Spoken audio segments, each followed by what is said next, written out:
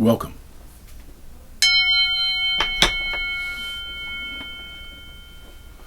Welcome to Touching the Edge.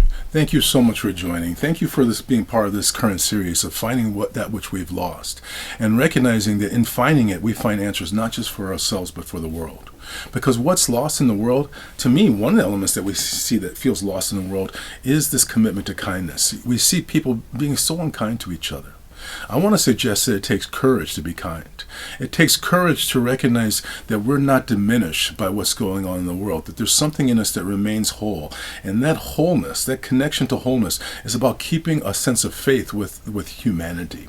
It's about recognizing that through kindness, through supporting people, that we're actually supporting ourselves. We want to remember that this world is a mirror for us. When you see people challenged with things, when you see people in anxiety about how they're going to make it, it's about you recognizing the importance of finding a sense of internal trust and confidence. In this relationship to finding this wholeness, which is a form of healing, in finding this wholeness, we open ourselves up to the spirit of genius. And that's really about transformation, realizing that there's something in this that exactly what we all need to become who we're meant to be.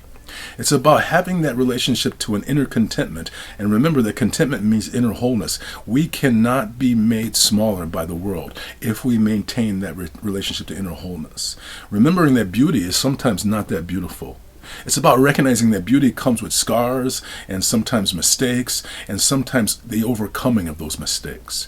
But if we have the courage to connect with that inner stillness, that inner space that is always at peace, that inner stillness, which is actually our pure and unadulterated presence, that inner stillness is automatically the manifestation of kindness. When you are kind, you are most yourself. That doesn't mean being weak.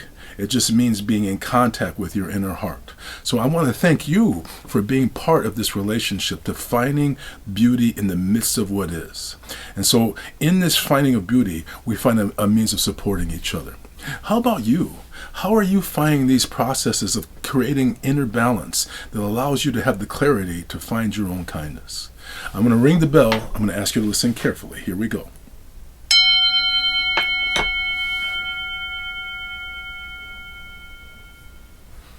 Healing is about transformation, and transformation cannot be predicted. So I want to thank you so much for joining. Please be a part of this conversation. Let other people know about this circle, and let's build it together. Let's build a circle of kindness.